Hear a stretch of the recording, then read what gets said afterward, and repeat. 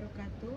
Perkenalkan, saya Resti Angelina dari program studi S1 Kesejahteraan Sosial dengan NVM D1A024014 dan saya berasal dari kelas B mata kuliah Bahasa Indonesia. Baik, di video kali ini saya akan menjelaskan materi dari pertemuan 1 sampai pertemuan 7 sebagai tugas UTS. Pertemuan 1, hakikat dan perkembangan bahasa Indonesia. Pertama, hakikat bahasa Indonesia. Bahasa Indonesia adalah bahasa resmi dari Bahasa Persatuan Bangsa Indonesia dan merupakan salah satu dari banyak varietas bahasa Melayu. Bahasa Indonesia di Indonesia pada tanggal 18 Agustus 1945, bahasa Indonesia berfungsi sebagai alat komunikasi kedua bagi sebagian warga Indonesia. Kedua, kedudukan dan fungsi bahasa Indonesia. 1. Kedudukan bahasa Indonesia sebagai bahasa nasional. Fungsinya adalah sebagai lambang negara, kebangsaan, lambang identitas nasional, alat penghubung antar warga, daerah, dan budaya, serta menjadi alat pengembangan kebudayaan dan ilmu pengetahuan dan teknologi. 2. Kedudukan bahasa Indonesia sebagai bahasa negara. Fungsinya yaitu sebagai bahasa resmi negara, bahasa pengantar pendidikan, alat penghubung nasional, alat pengembangan kebudayaan dan ilmu pengetahuan dan teknologi. Perkembangan bahasa Indonesia. A. Sebelum Indonesia merdeka. 1.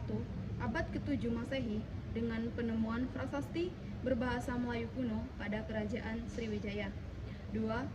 901 Masehi dilakukan penyempurnaan ejaan berbagai nama dan bentuk dalam peraturan ejaan bahasa Melayu.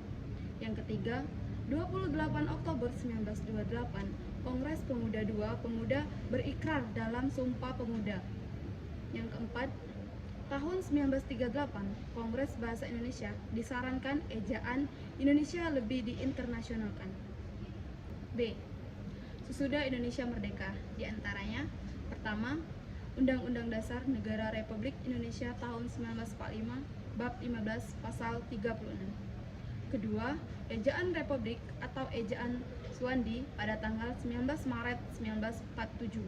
Yang ketiga, Kongres Bahasa Indonesia kedua tahun 1957. Keempat, tahun 1957, Ejaan Pembaharuan oleh Profesor Trijono dan Eka Topo. Yang kelima, Ejaan Melindo tahun 1959. Yang keenam, Lembaga Bahasa dan Kesastraan tahun 1968. Yang ketujuh, Lembaga Bahasa dan Kesastraan tahun 1968. Yang kedelapan, tahun 1975 menjadi Pusat Pembinaan dan Pembangunan Bahasa secara penyeluruhan. 9. 1988, Pedoman Umum Ejaan yang disempurnakan atau PUYEL edisi kedua. 10. Edisi ketiga tahun 2009. 10. Edisi ketiga tahun 2009. 11. Permendikbud Republik Indonesia Nomor 50 Tahun 2015.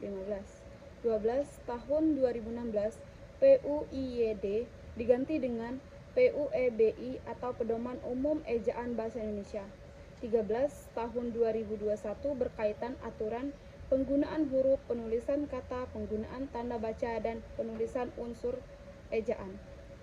13 tahun 2021 berkaitan antara penggunaan huruf, penulisan kata, penggunaan tanda baca, dan penulisan unsur sarapan. 14 tahun 2022 tentang EVD atau ejaan yang disempurnakan berkaitan aturan penggunaan huruf, penulisan kata, penggunaan tanda baca, dan penulisan unsur sarapan. Pertemuan kedua, sikap berbahasa Indonesia. A. Pengertian sikap bahasa Indonesia. Pertama, bahasa Indonesia yaitu posisi mental atau perasaan terhadap bahasa sendiri atau bahasa orang lain. Yang kedua, sikap bahasa adalah peristiwa kejiwaan dan merupakan bagian dari sikap attitude pada umumnya. Sikap berbahasa merupakan relasi penilaian terhadap bahasa tertentu. B. Ciri khas bahasa. 1. Kesetiaan bahasa, yang mendorong masyarakat suatu bahasa mempertahankan bahasanya dan apabila perlu mencegah adanya pengaruh bahasa lain. Yang kedua, kebanggaan bahasa, yang mendorong orang mengembangkan bahasanya dan menggunakan sebagai lambang identitas dan kesatuan masyarakat. Tiga, kesadaran adanya norma bahasa, yang mendorong orang yang menggunakan bahasanya cermat dan santun, merupakan faktor yang sangat berpengaruh pada terhadap perbuatan, yaitu kegiatan menggunakan bahasa. C. Komponen sikap bahasa. 1. Komponen kognitif, berhubungan dengan pengetahuan mengenai alam sekitar dan gagasan yang biasanya merupakan kategori yang dipergunakan dalam proses berpikir.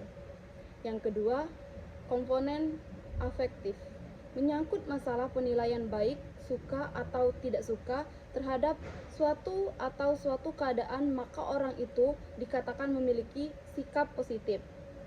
3. Komponen konatif, menyangkut perilaku atau perbuatan sebagai putusan akhir. D. Jenis sikap bahasa. Yang pertama, sikap kebahasaan. Yang kedua, sikap non-kebiasaan. E. Sikap terhadap bahasa Indonesia. 1. Sikap positif, selalu berhati-hati menggunakan bahasa tersebut, tidak merasa orang melihat yang memakai bahasanya secara serampangan, memperingati dan mengoreksi pemakaian bahasa lain kalau ternyata mereka kekeliruan. 2. Sikap negatif. Yang pertama, bangga memperlihatkan kemahirannya berbahasa Inggris. 2. Merasa dirinya paling pandai daripada orang lain. 3. Merasa malu apabila tidak menguasai bahasa asing. Keempat, menganggap remeh bahasa Indonesia dan tidak mau mempelajarinya. Pertemuan ketiga, teks dalam kehidupan akademik untuk menanamkan nilai dan hakikat bahasa Indonesia sebagai penghala ilmu pengetahuan. 1.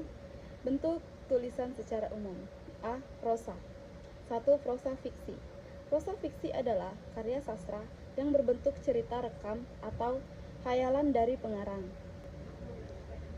Prosa non-fiksi menghasilkan dua karya, yaitu yang pertama, hasil karya kajian pustaka. Kajian pustaka adalah kumpulan teori yang didapatkan dari berbagai macam sumber. Contohnya, makalah, artikel ilmiah, populer, dan lain-lain. B. Hasil dari proses penelitian karya ilmiah yang didefinisikan sebagai sebuah tulisan atau laporan tertulis. Contohnya, laporan hasil penelitian, skripsi, dan lain-lain. B. Puisi. 1. Puisi lama. Puisi lama adalah jenis dari karya sastra puisi yang diciptakan oleh nenek moyang sejak dahulu.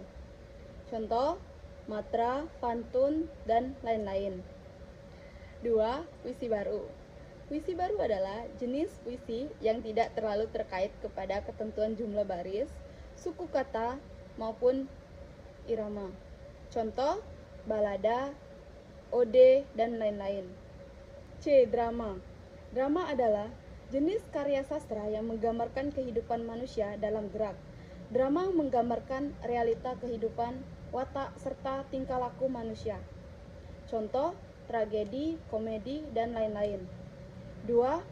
Tulisan akademik. Tulisan akademik adalah jenis tulisan yang menguji suatu permasalahan yang dilakukan melalui proses penelitian atau proses kajian pustaka. B. Bentuk tulisan ilmiah. 1. Hasil kajian pustaka. Kajian pustaka merupakan bacaan yang sudah pernah dibaca atau dianalisis. Contohnya, makalah, artikel, dan lain-lain. 2. Hasil dari proses penelitian. Contoh, laporan hasil penelitian, skripsi, dan lain-lain. C. Sistematika tulisan ilmiah. 1. Hasil kajian pustaka. Terdiri dari halaman judul, abstrak, kata pengantar, daftar isi, pendahuluan, landasan teori, metode penulisan, pembahasan, simpulan, saran, serta daftar pustaka. 2. Hasil dari proses penelitian terdiri dari halaman judul, abstrak, kata pengantar, daftar isi, pendahuluan, landasan teori, metode penelitian, hasil penelitian dan pembahasan, kesimpulan, saran, serta daftar pustaka. Pertemuan keempat, menjelajahi dunia pustaka dari berbagai sumber referensi digital. Beberapa sumber dunia pustaka dari berbagai sumber referensi digital, yaitu yang pertama, ePUSLUS. ePUSLUS adalah aplikasi perpustakaan digital yang dipersembahkan oleh Pustaka Nasional yang bertujuan untuk memudahkan masyarakat dalam mengakses semua bahasan bacaan yang ada di perpustakaan nasional dengan menggunakan telepon genggam. 2. PDF Drive.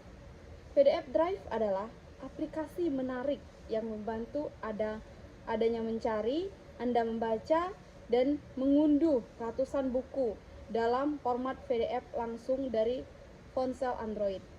Yang ketiga, Mendeley. Mendeley adalah aplikasi yang digunakan untuk mengelola referensi dan dokumen akademik serta membuat sitasi dan daftar pustaka. Mendeley dapat digunakan untuk yang pertama, mengumpul, mengorganisir dan berbagai referensi untuk dokumen akademik secara online. Yang kedua, mencari referensi ilmiah seperti jurnal, proceeding, buku, dan artikel di berbagai website. Yang ketiga, membuat sitasi secara otomatis di lembar kerja Microsoft Word. Yang keempat, berkolaborasi dengan penelitian lain secara online. Yang kelima, menentukan publikasi penelitian terakhir. Mendeley merupakan aplikasi yang wajib dipelajari oleh para mahasiswa maupun akademis, khususnya untuk dosen dan mahasiswa yang sedang menulis artikel ilmiah, jurnal, ataupun skripsi dan tesis. Yang keempat, Taylor dan Francis Group adalah perusahaan multinasional Britania Raya yang menerbitkan buku dan jurnal akademik. Perusahaan ini merupakan definisi informa pro perusahaan penerbit dan konferensi Britania Raya. Yang kelima, Library Genesia adalah mesin pencari untuk makalah ilmiah dan buku tentang berbagai topik.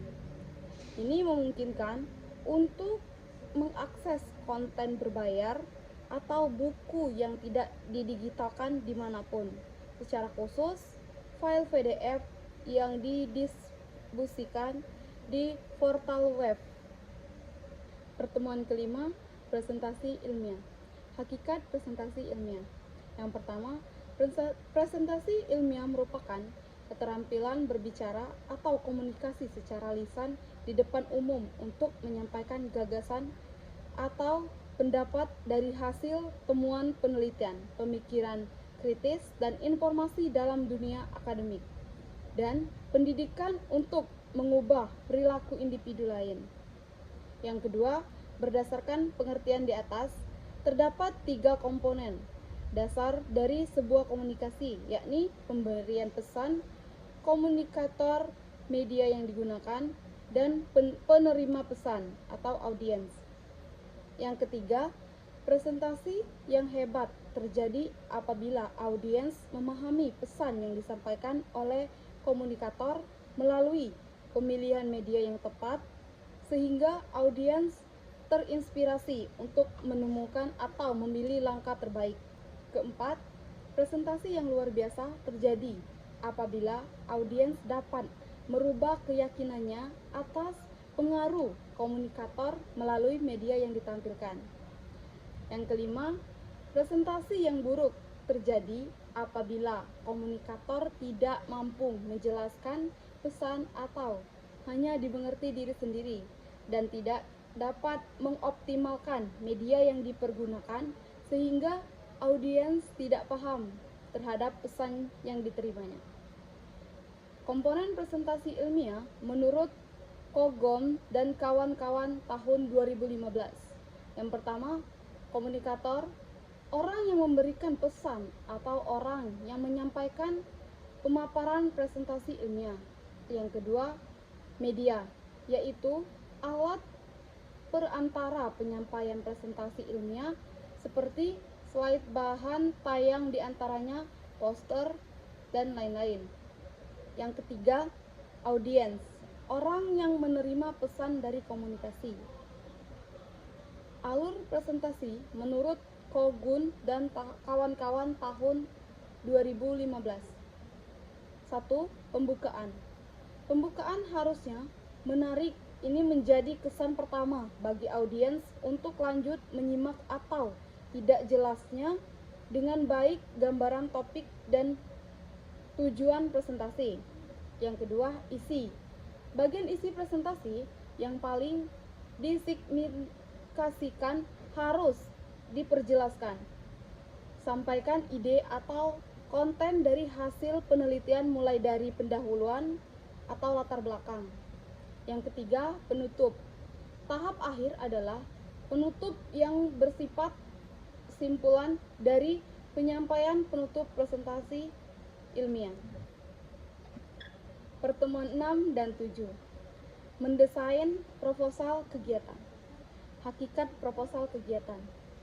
Menurut Tanjung dan Ardial 2021, Anwal 2018, Kemendikbud 2023. Proposal kegiatan yaitu rencana kegiatan yang dituliskan dalam bentuk rencana kerja yang akan dilaksanakan dalam bentuk kegiatan membuat produk atau jasa yang diajukan kepada pihak tertentu untuk memperoleh pembiayaan terhadap kegiatan yang akan dilaksanakan.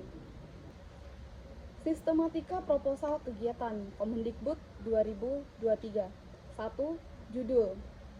Update, ada kepembaruan maksimal 15 kata atau tidak boleh akronim atau singkatan yang tidak baku. 2. Daftar isi. Berikan halaman setiap subbab sesuai isi proposal. Yang ketiga, bab 1, pendahuluan. Ungkapkan potensi dan peluang pasar berdasarkan hasil survei pasar terkait ide pokok yang akan dipasarkan. Yang keempat, bab 2, gambaran. Umum rencana usaha, uraikan kondisi umum lingkungan yang menunjukkan potensi sumber daya dan peluang pasar termasuk analisis ekonomi usaha yang direncanakan. 5. Bab 3, metode pelaksanaan.